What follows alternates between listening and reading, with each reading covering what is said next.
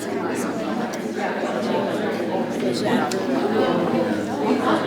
Well, this is an amazing group of people. Thank you so much for coming. We're really excited to have you here. And my name is Melanie Freeze. I am the chair of voter services in the League of Women Voters of Northfield and Cannon Falls, and I'm a professor here at Carleton. So I have the joy of helping organize this event, and I'm really delighted to welcome you and thank everyone for coming out on this icy cold winter night. So for our event, Caucus and Primary Training 101. Tonight we have a great panel of speakers to guide us through the nuances of caucusing and to introduce you to the new presidential nomination primary process in Minnesota. But before I introduce the panelists, I first want to thank the many individuals who helped make this event possible. First, thank you to our panelists for taking time out of their very busy schedules. I know Denise Anderson said that voting is already ramping up, and so thank you for coming tonight. Thank you also to the Carleton Political Science Department for their support and co-sponsorship. A big thanks to the amazing team at the Center for Community and Civic Engagement, also known as TRIP-CE, if I get the lingo correct. They provided the refreshments and helped organize a lot of things for this event. And we invite you to get refreshments during or after the event. Finally, thank you to the League of Women Voters for sponsoring this event, and a big shout out to the amazing individuals who provided your welcome and voter registration services. If you are still needing to register to vote, I would highly recommend speaking to them over at this back table at the end of the event. Or if you want to learn how to apply for absentee ballot and do early voting, they also can help you with that. The League of Women Voters of Northfield and Cannon Falls is a nonpartisan grassroots organization that strives to strengthen democracy through nonpartisan political education and advocacy. The League encourages informed and active participation in government, works to increase understanding of major public policy issues, and influences policy through education and advocacy. While you will be hearing from multiple perspectives tonight, we would like to emphasize that the League of Women Voters does not endorse particular political candidates for office, nor specific political parties. So I'm also pleased to announce that tonight's panel is being recorded and will be made digitally available to the public via the League of Women Voters website and the Northfield Community television station. So you can share it with your friends if you feel like they might benefit from this information. So without further ado, I present tonight's panelists. Our first panelist, Ms. Angelique Dietz, will discuss why someone might want to participate in a party's caucus, and will introduce us to the general resolution process that occurs in caucuses. Angelique was born and raised in the Netherlands and received a master's degree in history at the University of Amsterdam. In her late 20s and early 30s, she lived in Colombia, Turkey, and the People's Republic of China before making her home in Northfield in 1986 with her American husband. She and her family later spent a year in Japan. In Northfield, she worked at both Carleton and St. Olaf colleges until her retirement in 2018. She was elected the Outreach and Inclusion Officer by the Rice County and Senate District 20 DFL. She serves on the Northfield Human Rights Commission, on the Board of Directors of the Northfield Retirement Community, and on the Northfield Complete County Committee in support of the 2020 census. She became a U.S. citizen in June 2016, and although she still reads a daily Dutch newspaper, she takes her American citizenship very seriously. In October 2019, she was inducted in the DFL Women's Hall of Fame as a Rising Star. Our second panelist will be Ms. Jennifer DeJournette, who will discuss how to caucus. Ms. DeJournette is the Executive Director of the Minnesota chapter of the American Majority, a grassroots organization that works to train, organize, mobilize, and equip new grassroots conservative leaders. Jennifer DeJournette is serving her third term as an elected commissioner of the Three Rivers Park District, representing 174,000 residents. As a well-known Republican political operative, Jennifer has appeared on local television and national political radio programs as a Republican political analyst and has been a speaker at conferences and training events. Jennifer has been a contributor to numerous local and state legislative campaigns offering data-driven advice regarding campaign strategy and micro-targeting, volunteer recruitment, fundraising best practices, and efficient and effective campaign operations. In 2011, Jennifer was the Minnesota Deputy State Director for the Newt Gingrich for President campaign. In 2015, Jennifer was the Minnesota State Director for Carly for America, the super PAC supporting Carly Fiorina. Jennifer recruited and managed the Minnesota field staff, developed a statewide Minnesota political strategy, managed the Minnesota ground efforts of innovative voter identification and recruitment, and supported the national CFA team's effort. Finally, Ms. Denise Anderson will introduce and clarify the new presidential primary process. Ms. Anderson is currently serving as the Rice County Property Tax Administrator and Election Director, and has served in this position since May 2019. In her position, she is responsible for administering and ensuring compliance with applicable statutes in the area of property taxes, elections, and various licenses. Ms. Anderson worked for Wabasha County for 24 years. During that time, she held every position in the Auditor-Treasurer's Office, and since 2010 was elected 3 times as the Auditor-Treasurer, a post she held until arriving in Rice County. As the county's chief election official, Ms. Anderson oversees all county election processes, including candidate filings, publishing legal notices, programming and ordering ballots, training election judges, posting results, and coordinating with all local jurisdictions. We ask that questions be held into the Q&A portion after all 3 speakers have finished their presentations. And thank you again for coming. And I will now turn the time over to Ms. Dees. Thank you, Melanie. Does this work? Yeah? Okay. So thank you to the Legal Women Voters, to the folks of the Carleton Political Science Department and the Trixie office. And thank you for Melanie for calling this the Caucus and Primary Training 101, because that immediately sends the message that tonight you will not be learning everything you always wanted to know about caucuses. It's an introduction. The time limits us to that. And my goal within this limited time is, as the outreach officer of the local DFL units here, to reach out to those who've never caucused. Who in this room has never caucused? Does this one work better? Yes. Okay. So who has never caucused here? Okay, good. So for those who are very experienced caucus goers, just bear with me. Before I start, I would like to point out, I've actually started with a lesson in Dutch, my native language. The button of the Legal Women Voter says, your vote, your voice.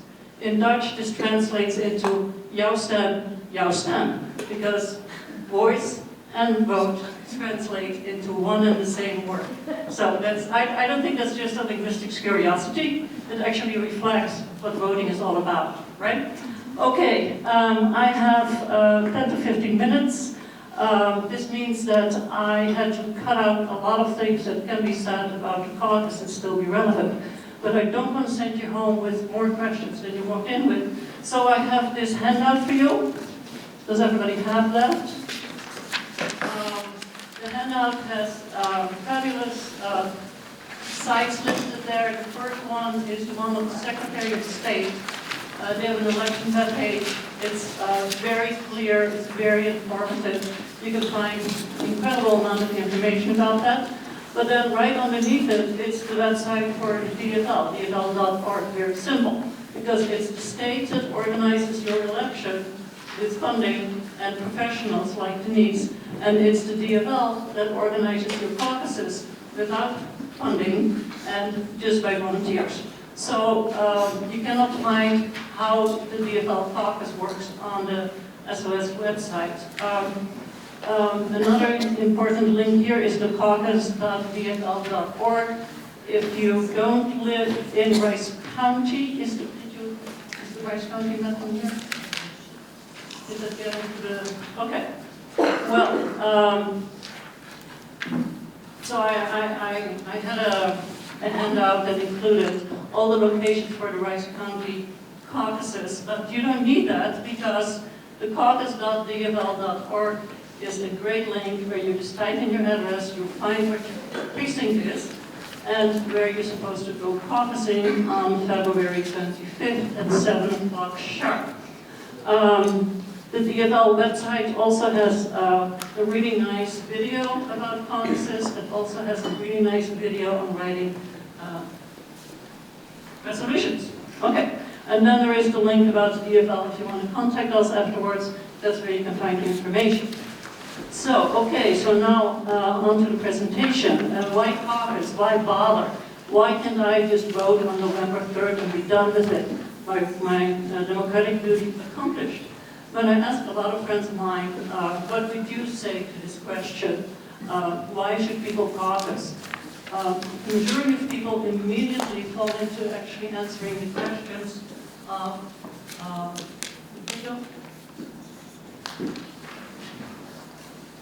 they started answering the questions. Well, where you caucus? You get to hang out with your neighbors. Who's there? Your neighbors, your delegates, your candidates, and what happens there. So they don't really answer the question of why you go there. And I do want to spend a little bit of time with that. Other people told me, but it's 2020. We have these presidential primaries. There's no need to go caucus. So quickly, 3 answers to that. Resolutions, down ballot elections, and it is 2020, and we all feel that something is shifting in our country, and that perhaps we should pay a little bit more attention to what we want from our democracy. And I'm not going to conclude here by saying that the Minnesota precinct caucuses are the cure-all for what may be ailing our democracy, but it is the grassroots basis of our democracy. So it's important to cherish this and to pay attention to it. So whether you are a newcomer to thinking about the phenomenon of democracy, or you've been around for a while, and for decades and decades you have been a keen and engaged observer of the democratic process in this country and other countries, when you do that, you've come to the conclusion that democracy is about a lot more than universal suffrage and free and fair elections. If you look at societies that have a strong, healthy democracy that can look towards the future with confidence, you will see that they have a couple of characteristics in place.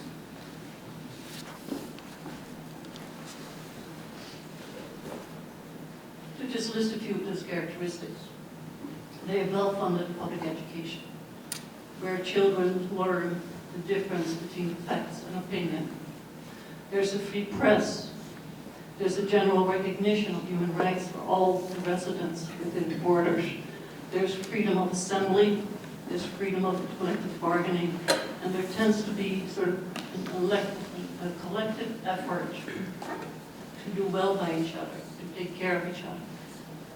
Democracies that have those elements in place tend to be stronger than those that just rely on a one-time election. So why do we need those characteristics and institutions for a strong democracy? It's because all those together instill in our children and everybody else who joins us at a later age in their life, like me, it instills in the citizens of the country democratic habits. And it's these habits that are so critical to maintain a healthy democracy. And the key habit to me is talking and listening. And this is where caucuses come in, because that's what you do at a caucus. You don't just cast a vote, you listen and talk to each other.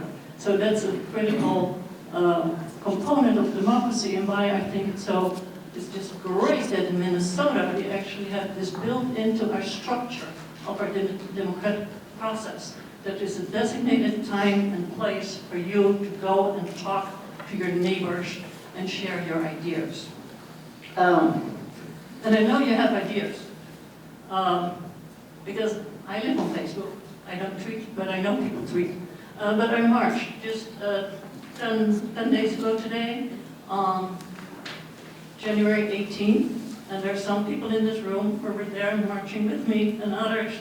It was 11 degrees below zero, but you went out to march. There were people who were 4 years old and people who were perhaps 84 years old. And you went out because you had ideas about reproductive rights, you had ideas about equal pay, about paid medical leave. Well, if you can walk 11 degrees below zero, you can get yourself over to a comfortable room and participate in your caucus because you clearly have something to say and your ideas matter. Other people, well, you can send letters to the editor, you can like posts by your friends that address environmental issues, you can tweet about what you think about immigration reform, you can tweet about reaching carbon-free energy in the state of Minnesota. Well, your tweet, I think your ideas that are expressed by you are really worth it. But unfortunately, it doesn't get from your tweet with a valuable idea and opinion all the way in a direct line, non-stop, to the desk of your governor or your president to become the law of the land. And you need to take your idea, your tweet, to the caucus, because it's at the caucus where the process starts, where your tweets can become tweets standing for ideas, opinions, where they can become policy. And that's a labor-intensive, messy process. That's how it works. So we all have ideas and opinions. So take those to your caucuses and talk to your neighbors and your friends about that. We'll talk a little bit more about the resolutions in a little bit. So now you know why you need to go caucus, and you're eager to go, but where in the world will we go, right? Like I already mentioned, so how and where do you caucus? I already mentioned that the caucuses are organized by the GOP and the DFL. They run their own, but they all run at the same time. So how in the world does it happen that about 4,000 Minnesota precincts actually start the caucus at the same time? It's not because the headquarters of the GOP and the DFL twirl a magic wand and there you have it. No, it's your local unit. So a little bit of, I will go through this quick because I actually want you to be confused and a little bit realize that it's complicated. And that will hopefully encourage you to get involved and learn more about it. So when you live in Northfield, you live in the Rice County DFL unit. And that is a unit that doesn't have a representative, it just organizes stuff. But you also live in Senate District 20, and our state senator is Rich Graham. You also live in House District 20B, and your state house represents Scott Lippert, and you live in Congressional District 2, and Angie Craig is your representative. For our friends in Northfield who do not live in Rice County, so you are not on that list that actually nobody has right now.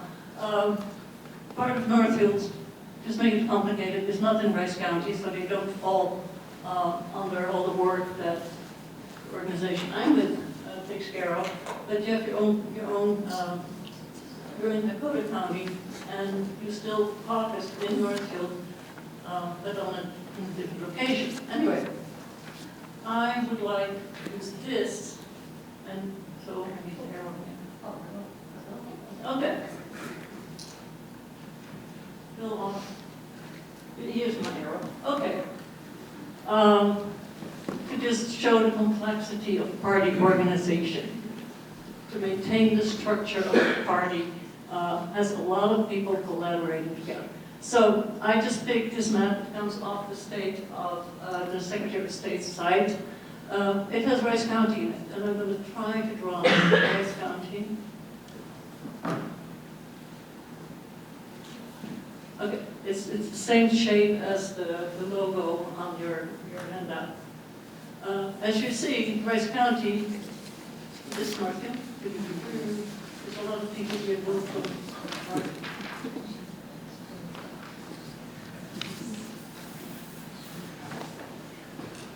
Where's my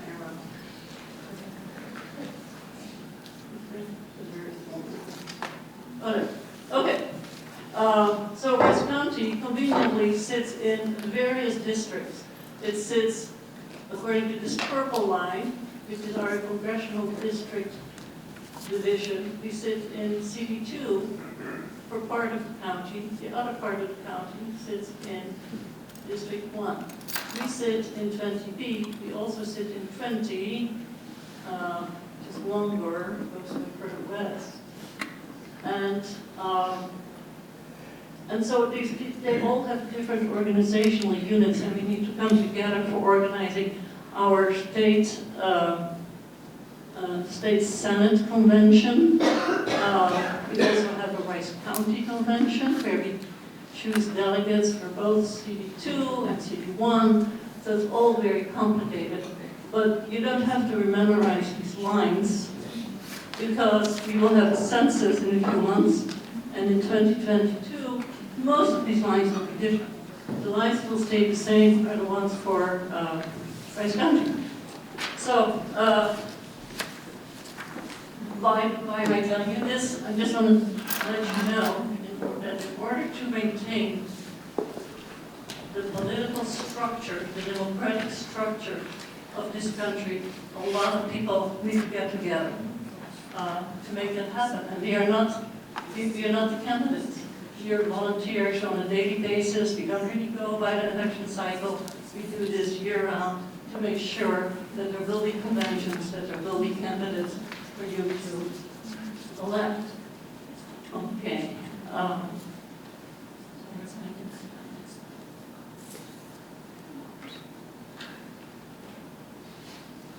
So what else should the organization unit do? So we do the caucuses. I already mentioned we organize conventions, different types of conventions. We also support our larger unit, the congressional district. We support the candidates once they have been endorsed. And then the last two lines, dear to my heart, we are entirely self-funded. When you go to your caucus and you sit in a room that's warm, that has functioning microphones and so forth, paperwork, that is all funded by people like you. There's no money coming from the DFL headquarters, there's no money coming down from DNC. We have to run our own fundraisers to do that. And then we are people like you. You know, we are volunteers who step up, spend our evenings and Saturdays to keep the process alive and healthy.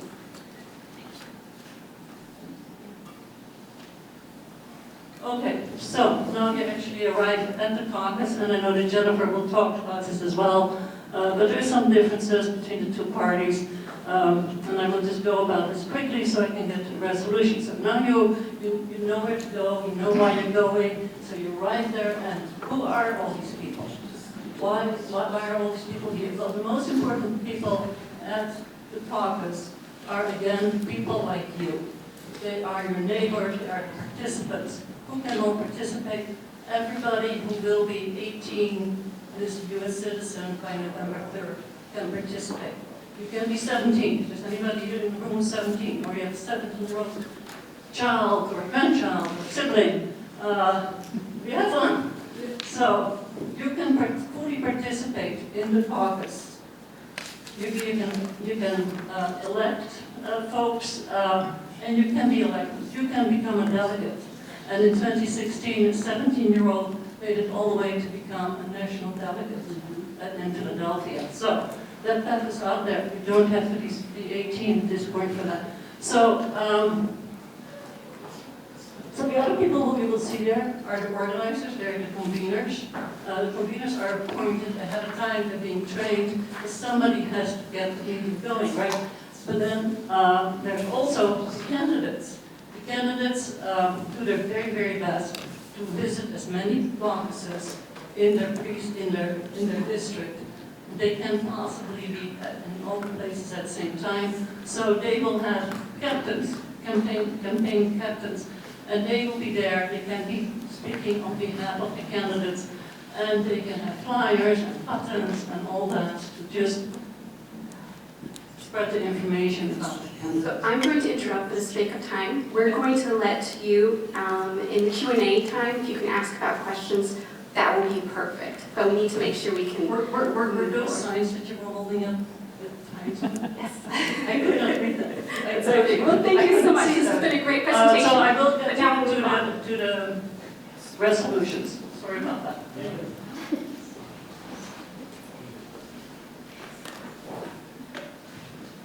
And where's the sign first? Oh, okay.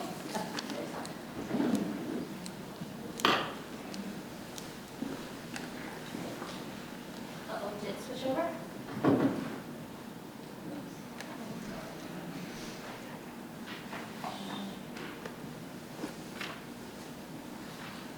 Leave it on this thing.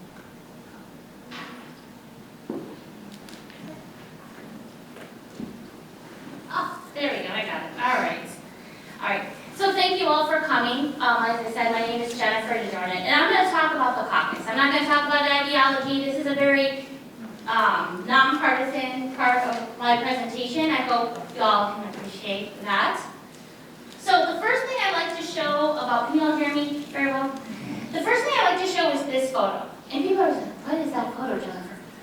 Okay, this happens to be a compilation of individuals that attended the 2008 and 2009 Tea Party rally. Remember that big one at the National Mall? But it really could be anyone, right? It could be anyone who attended the Women's March or the Million Man March or even a local caucus that you go to. Our democracy is based on when people show up and make their voices heard, whatever your political perspective is, right? And we're only as strong, and that flag, and our country is only as strong as your voice participating. I think everyone can agree on that. Here's my contact information. I'm going to toss it up at the end. If you have any questions about the caucus, the presidential primary, or anything in politics, if I don't know the answer, I have friends on both sides of the aisle, and I'm more than happy to connect you with it. I love being a people connector, if I can do that. So a lot of people are talking that our caucus process has changed. Can I dispel this myth right now? With the exception of a presidential straw poll vote that used to cost the state nothing, we are now having the presidential primary, which is costing the state millions. But unless you're running for president, everything else is the same. If you're running for the state legislature, U.S. Senate, a federal, congressional office, everything else is still the same. It's really important that we get this message out because we want people to participate, ideally in both, right? The primary and the caucus, for a lot of reasons. A lot of people forget, or maybe we just don't realize it anymore, but we were told throughout our lives that we can't talk about political concepts, political policies, or political ideas. The caucus is really in its truest form. Our first opportunity to actually look at someone, human being, face to face, and take a position on something. Or just say you're there to learn or hear, right? It's good for democracy when people show up, even when they don't agree with each other, to actually listen and hear someone's perspective other than your own, or being a smart aleck on Facebook or Twitter. And if you follow me on Twitter, sometimes I'm that person, but sometimes I'm not. It's good. It makes it good. So what happens at the caucus at its fundamental level for those that are new and those of us that need a refresher? You might vote in a local preference candidate poll if there's one being happening at your local caucus. And for those of you that organize them, I encourage you to do this, right? We need to make it exciting and fun to go to. So how about a straw poll on an issue, on education or environment or taxes or whatever, or on a local race that might be a little bit competitive or messy. Have one, right? No one's going to stop you. There's no caucus police that's going to say you can't let people express their political opinion. It's good. It generates discussion. People will choose volunteers that will organize political activity in their local area. We'll choose delegates who will endorse candidates at future conventions, and we'll discuss ideas for people in their political party. Now, a lot of people are like, well, I don't want to decide what political party I'm involved in. Well, I hate to tell you this, at caucus you kind of do. You can only attend one. You could attend the Republican one, or you can attend the Democrat one, because it happens at a specific date and a specific time. So you can't really go to both. You usually sometimes have to basically say, if you show up at a caucus and participate, you in general agree with that political party's political platform. So I encourage you to go onto both parties' websites and read them. A lot of people don't even do that, but I say, hey, if you're going to show up at a caucus, say you agree with it, something you should have at least read it, right? It's a good idea. What is the next thing? Oh, where can you find out where to go about the caucus? Well, at the beginning of February, early February, if you go to Caucus Finder at Secretary of State, Minnesota.us, and you go there, you will be able to find both political parties. I don't know if the Libertarians or the Hot parties are going to have theirs this year. So, but if they have told the Secretary of State, the Secretary of State will post it, and that is where it will be. If you're someone running for office, is anybody here running for office? Aha. Okay, you. So here's the pro tip for you, because I train candidates all across the state and across the country. Go to this website. Call the local people that are running this caucus. Find out actually if that's where the caucus is. Funny story about 2016. I actually had to hire someone on staff for the Super PAC to call every location to find out if that's where the caucus actually was and if the venue actually had been reserved. And I found a good component of people that actually the local leaders forgot to make the reservation, which if you're running for president, that matters because you're putting people in the thing. So if you're a candidate, never assume. Make your team do work, just so you know.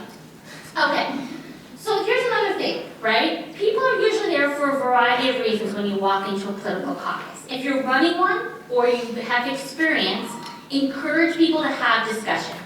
Are they there to support their favorite candidate running for office, whatever office that is?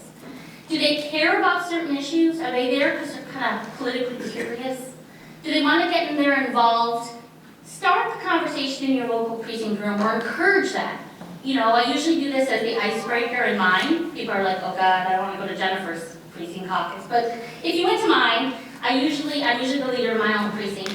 And I say, hey, let's everyone stand up, say your name, and say why you're here.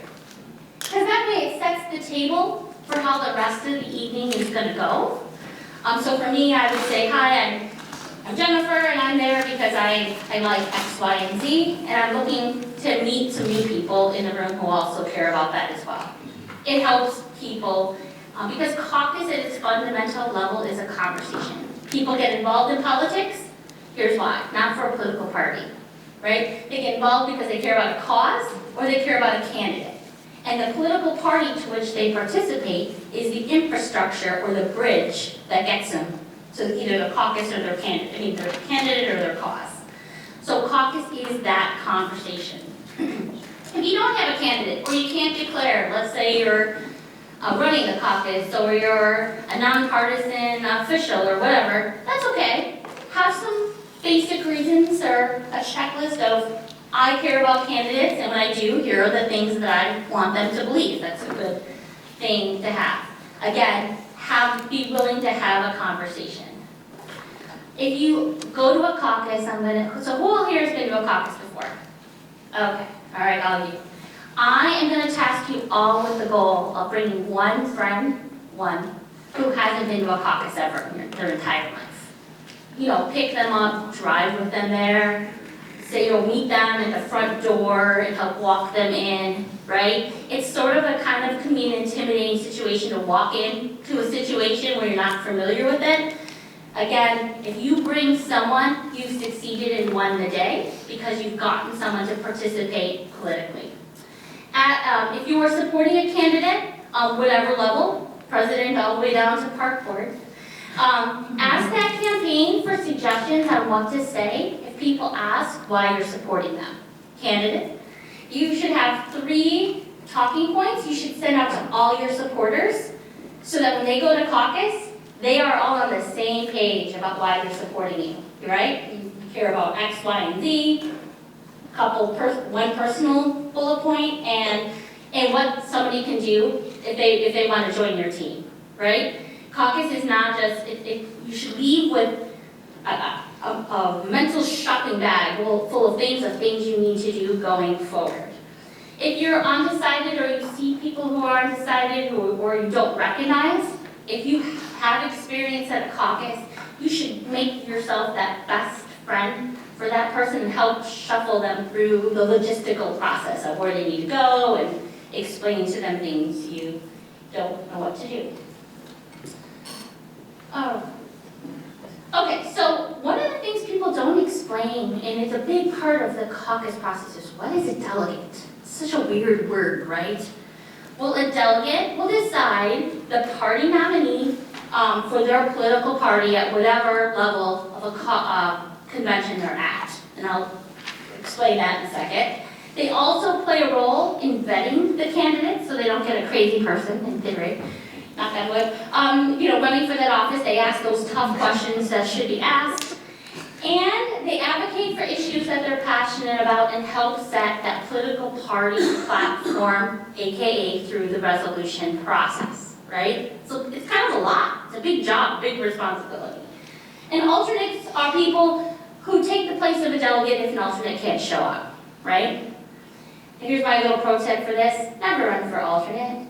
Raise your hand first. One of my old political mentors, a party chair like 4 or 5 party chairs ago, said, when someone says, are you going to run for delegate? Your hand should be the first one up.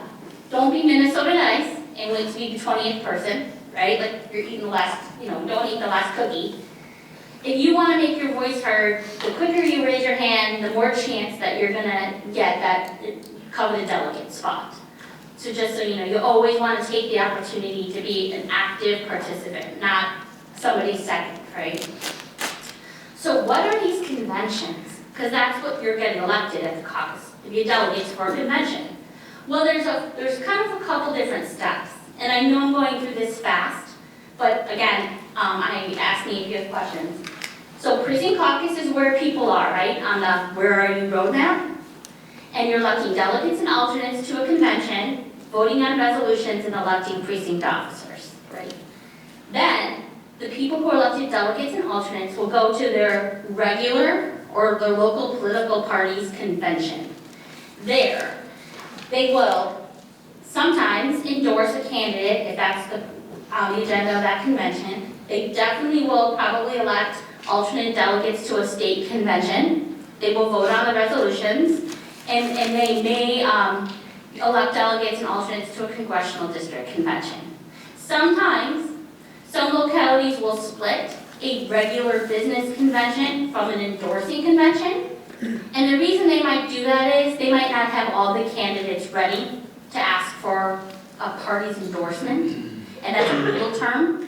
It means it gives them access to a lot of data and technology and resources. So sometimes localities might split them. If you live out in some areas of rural or greater Minnesota, there might be several local political units that combine, like Wright County does this. So they might do their endorsing convention later because they need several units to come together for that. So don't be surprised if that happens. A congressional district convention, its purpose is to endorse a congressional candidate. And then again, it votes on resolutions. And a state convention, again, will endorse statewide candidates, governor, secretary of state, auditor, attorney general, and U.S. Senate. It will also send up, there are also national convention delegates that could either get elected from the congressional district level and the state convention level, and those delegates will then go to the national convention to select a party nominee for whatever political party you're in. Is that so confusing? You all dying? So each one of those have those. 2 minutes. Okay, I will go through. So just to give you a couple more things to know. Sometimes it does cost money to be a delegate or alternate to go to a convention. My local convention cost me $50 to attend. Other areas it might cost $0. So important to know that when you're running. It does, going to a convention, if you get elected delegate, might take all day. And then again, make sure you explain it. And then I'm going to just end on this quickly. One of the big pieces again is talking about party platforms. And I love showing this slide I'm such a nerd. I've read every political party's platform since the dawn of time, right? I'm a structural engineer, but I almost have a minor in political science. And I wrote one of my theses on it. But this is a cool slide. This is from 1948, the one on the left, to 2012. And the red line is the Republicans, and the blue line is the Democrats. And it's the mention of the word opportunity per 1,000 words. Very nerdy. Ooh, super kind of nerdy. But here's a couple interesting things I just want to point out. In 1972, the Republicans and Democrats used that word the exact same amount of times. It's kind of curious, right? And you can see how that changes over time. The other one on the right is fairness and equity versus freedom and liberty. And again, this was in 1968. I would say that was about the same, right? Parties used the same amount. And I just want to show you that that is the power of the caucus process that starts from the local level going all the way up to the national convention, is when people show up, look at how fast they can change the tenor and tone and values of a political party. Because a party is just infrastructure, but ideas and all of that is you. And that's why your participation in this process, no matter how small or how big, is really, really, really critical. Because you make the difference, not what somebody with some fancy title may say or do.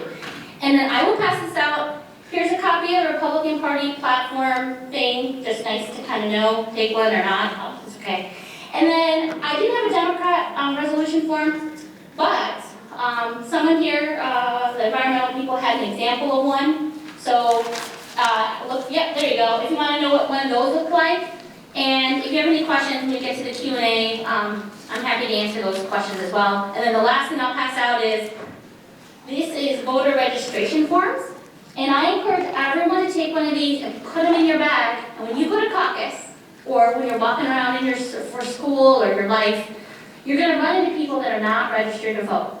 It's critical. Everybody makes their voice heard, regardless of how you vote. It's good. So have one of these at the ready in your car, in your bag. And yes, I am that crazy person that does this. Sometimes you run into one. I ran up to an individual in Middle River, Minnesota, which is north of Thief River Falls, the other day. And she was a personal care attendant for someone with a disability. And she said she wasn't registered to vote. She'd never voted in her entire life, and she was 68. And so I gave her this form, and I said, you're going to register to vote before I leave here today. She registered to vote, and I promised I'd return the form in for her. And I said, you're going to vote this year. Why? Because she didn't vote because she never thought it mattered. And I said, yes, it does. It does. Even if you don't win the election, or your local candidate, or your whatever doesn't win, it mattered because you spoke up because somebody worked really hard to get you the ability to have a voice. So you never know where you'll find people like this. So take one, stick it in your bag, and make me happy and find these, and you'll never, and just keep it with you so that when you run into people like that, that's what will matter. So that's it. So thank you very much.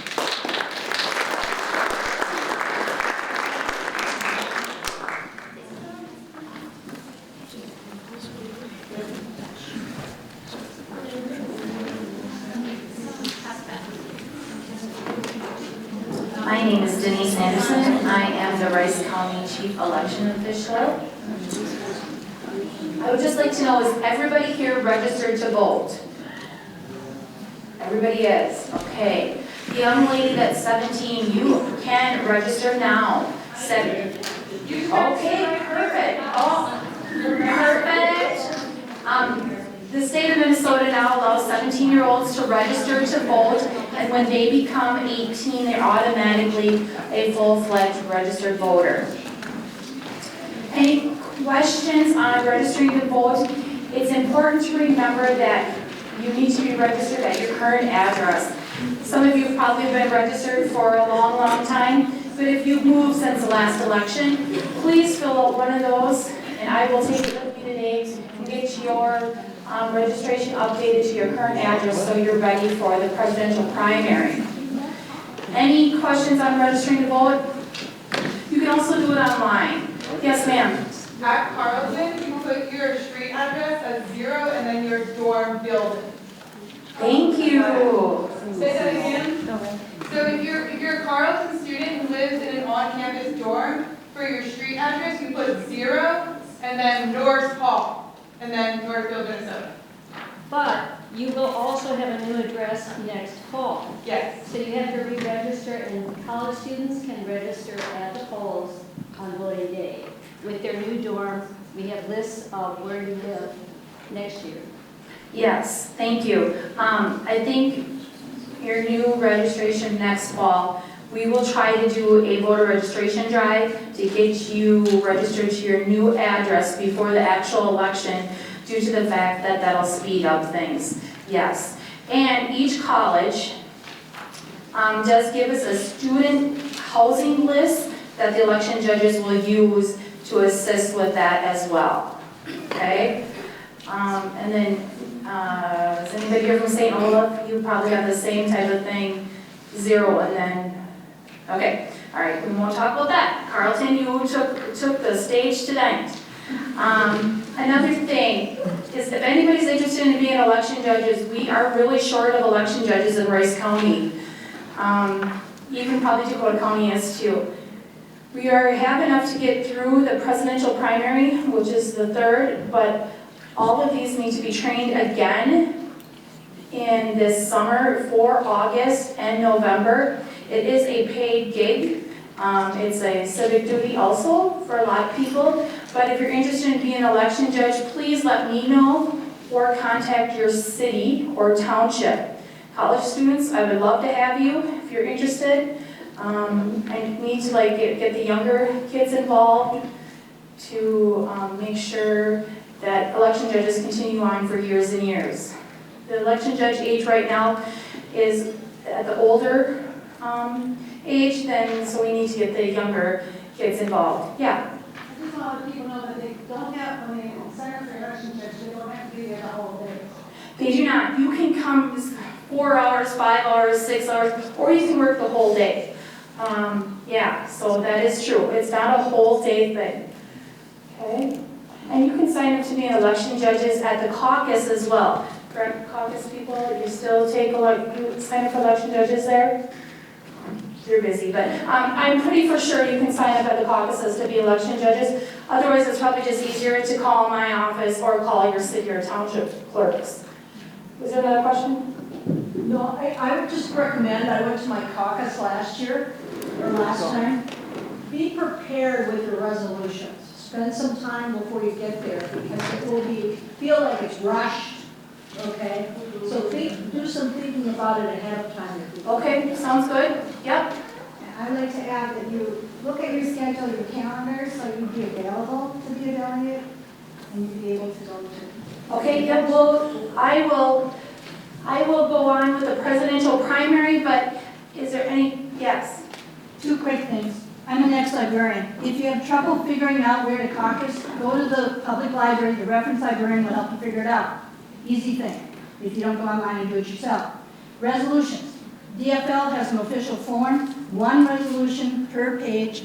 If you need to see what they look like, you can have one of these. Sounds great. Can I ask my other fellow speaker here? So she addresses the presidential primary process, and then you take Q&A for all the other questions that come up. Thank you. Thank you. So we are going to start talking about the presidential primary. Who has not voted yet? Is there any new voters? Okay, voters. So, you're registered, correct? Are you registered at school here? So you got that part done. Good. Do you know where to go vote? Okay. Well, we will help you with that on the Secretary's website, or up here it says minnesotavotes.org. You can go into that website, put your address at college, and it'll tell you where to go vote. Okay? Voting is on March 3rd. If you cannot vote that day, you can vote early in my office or at your city hall here in Northfield. But let's talk about new. This is the first presidential primary that the state of Minnesota has had since 1992. So in March of 2020, Minnesota will hold a presidential nomination primary to vote for each major party's nominee for president. The presidential nomination primary, and you're going to hear me say the words PNP a lot, allows Minnesotans to take part in selecting a major political party nominee for president of the United States. This replaces the preference ballots, the straw poll, that were cast for the president at party caucuses meetings in the past. Does that make sense? So the caucuses is where you did the straw poll for the president. We are now actually going to have an election for the president. The PNP voters must be eligible to vote in the state of Minnesota on the day of the PNP. So you have to be 18 on the 3rd of March. Okay? Each major party will have its own ballot, listing only the party's candidate for president, and if that party chooses an uncommitted or write-in. Okay? Uncommitted means I am committed to the party, but I'm not committed to the candidates that are on the ballot. Write-in is just you're going to write somebody in for president. Each major political party will have its own ballot. Excuse me, I just read that. The results of the presidential primary must bind the allocation of the Minnesota major political parties' delegates. So when the results are done, that's the candidate that the delegates will need to go to the National Convention and endorse on behalf of the state of Minnesota. Before voting, election law requires that you select which major political party ballot you want.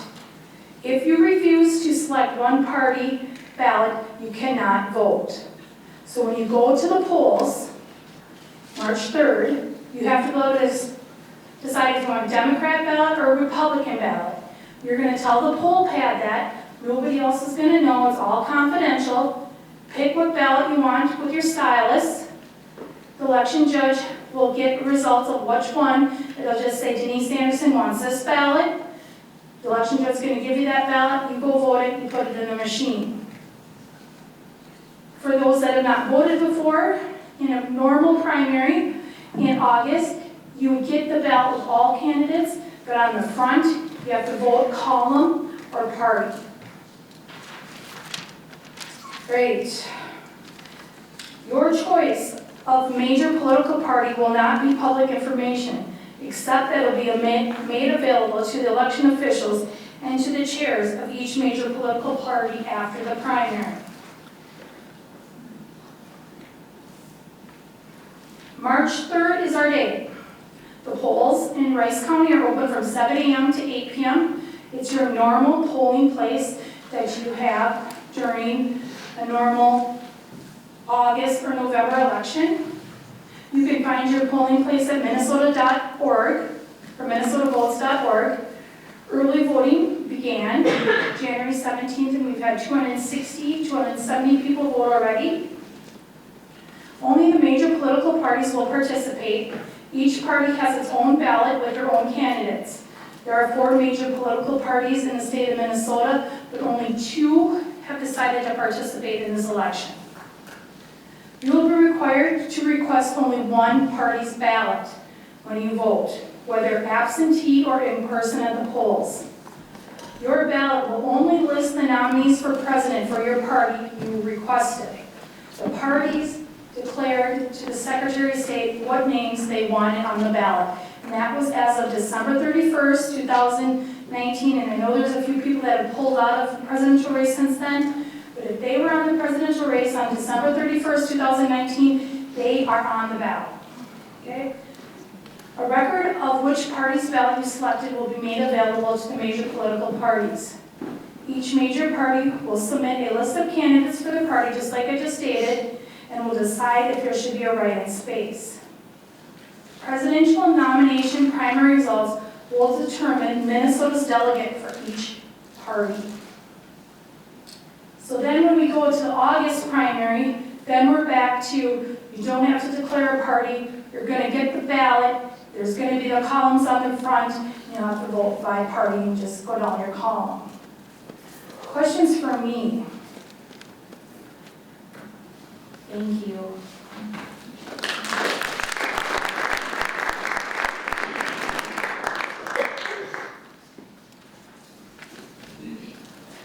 Thank you, everyone, for this really informative and interesting panel. I appreciate so much your time and thoughts. Now we'd like to open it up for 10 minutes of Q&A period. If you would like to ask a question or make a statement, I will come to you with the microphone.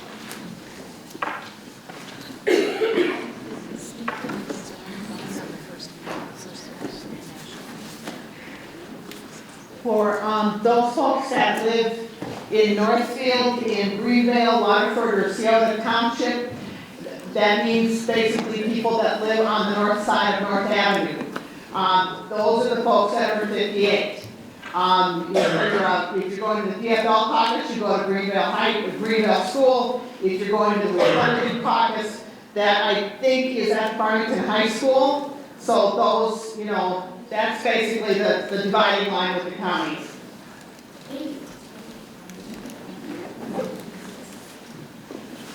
Joe.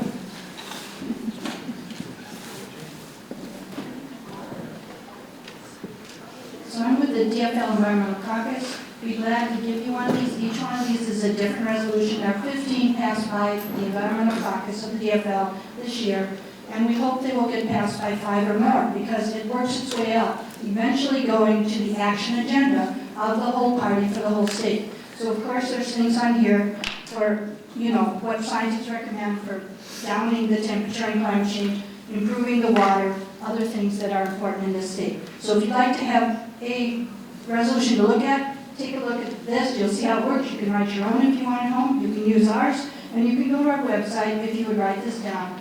DFLEC for Environmental Caucus. Not the same thing as the caucus we're going to on the 25th. .org. DFLEC.org.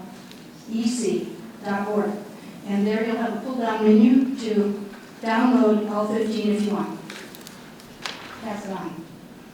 And I just want to repeat that the league is a nonpartisan entity, so we do have perspectives in the room, but I want us to recognize that this is being done in a nonpartisan spirit, which is exactly why we've invited individuals from both the Republican and the DFL tradition to present, just so that everyone in the room knows clearly that as a league we are nonpartisan. We've been passed out a form for the Republicans. Yes, I passed it. Okay, everybody. Okay, great. So I hope that everyone has gotten both DFL and Republican materials so that you can each make those choices for yourself, which is really what we want to see happen. People informed and decide. Actually, I do have a tip.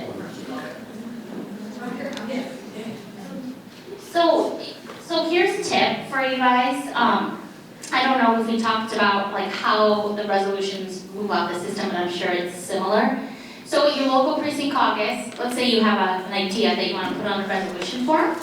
That usually then moves from your precinct room up to your local party's convention.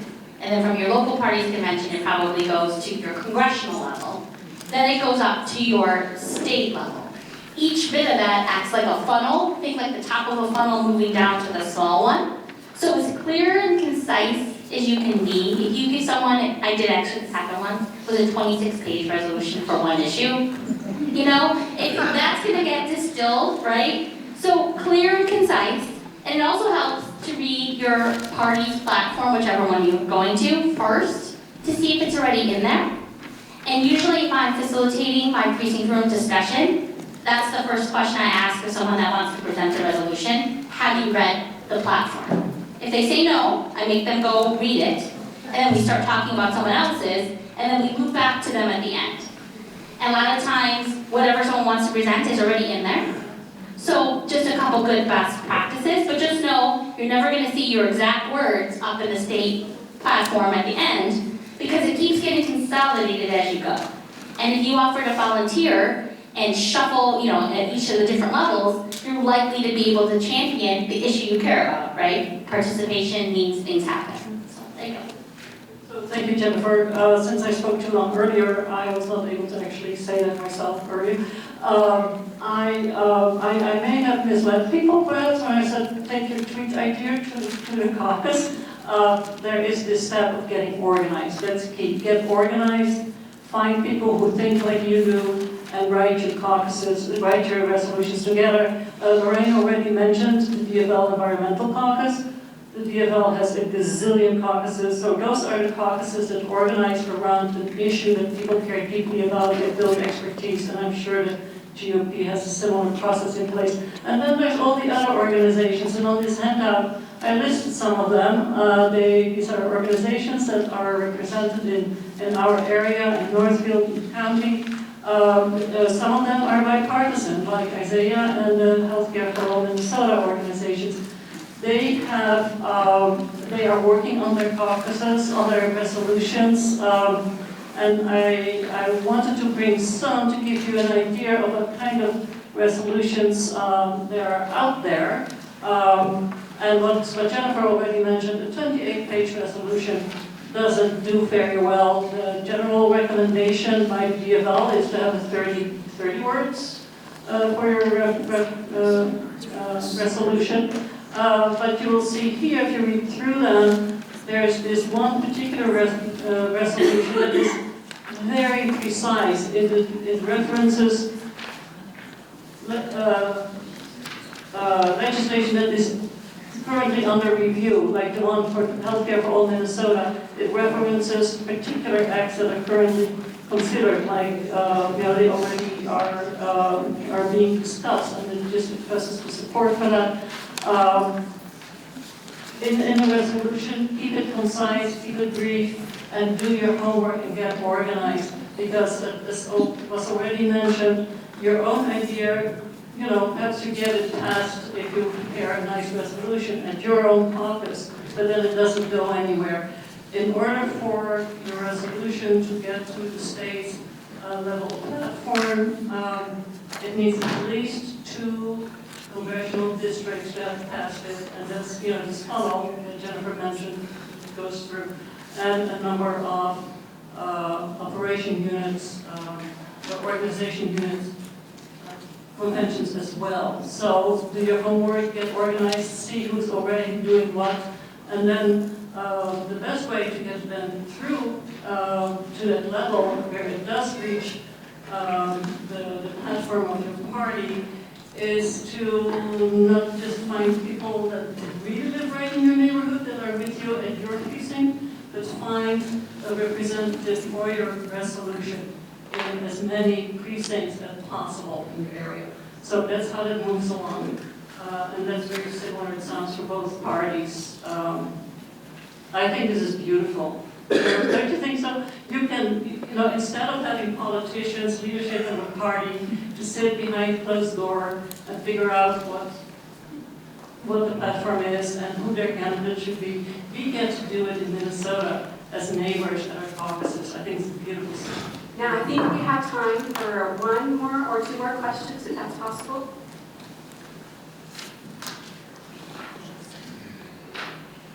I've heard people express anxiety about information gathering at these primaries that's being shared with the parties, and I'd like someone to explain that in one paragraph.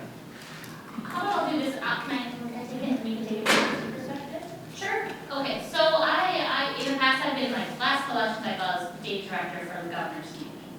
Can I tell you the honest truth? Both political parties know everything about you. They know your email, they know your cell phone, they know what magazine subscriptions you own. You identify based on, factors and surveys and whatever.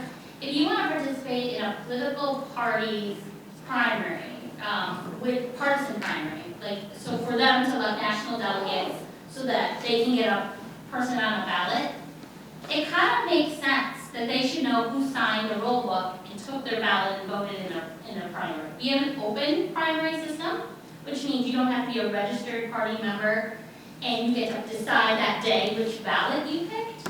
So they should know, you picked it, and it's going to both all 4 party chairs, the 2 top parties and the Republicans and Democrats will have access access to that information, it absolutely is gonna go into their database. Whether it's the fans, the Democrats, the voter action network, I think it is, or the GOP data center for the Republicans, and then who knows what the top party people do. But regardless, so quite frankly, this angst about whether someone's gonna know what I believe, I hate to break it to you.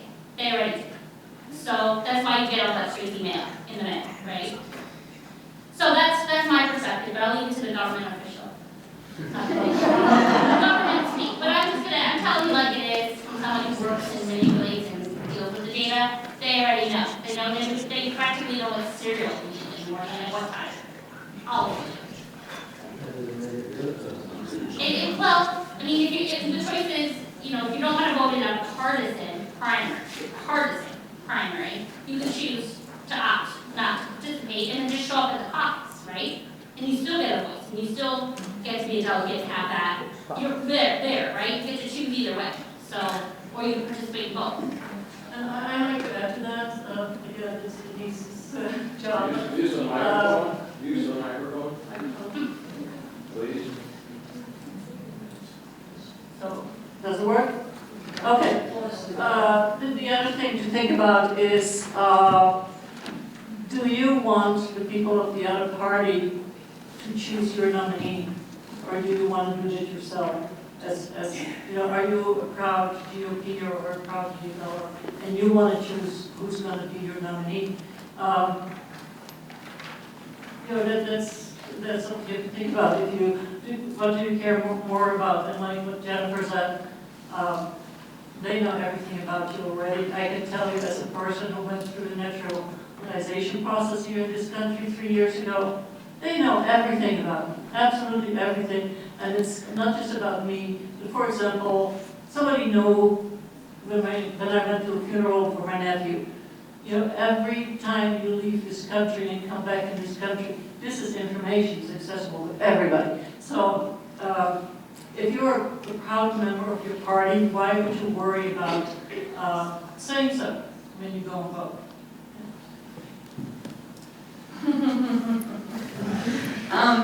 They're probably not going to like what I say. I am not a fan of this election. I will not be voting due to the fact that I'm the chief election official of Rice County. And let's say I'm just throwing this out here, this is not true. I'm a Democrat. I vote Democrat. The party finds out that I voted Democrat. How is the Republican going to trust me to run a fair election for them? So that is one thing that, because I'm the chief election official of the county, I just cannot vote in this. If I didn't work where I worked, I probably would vote.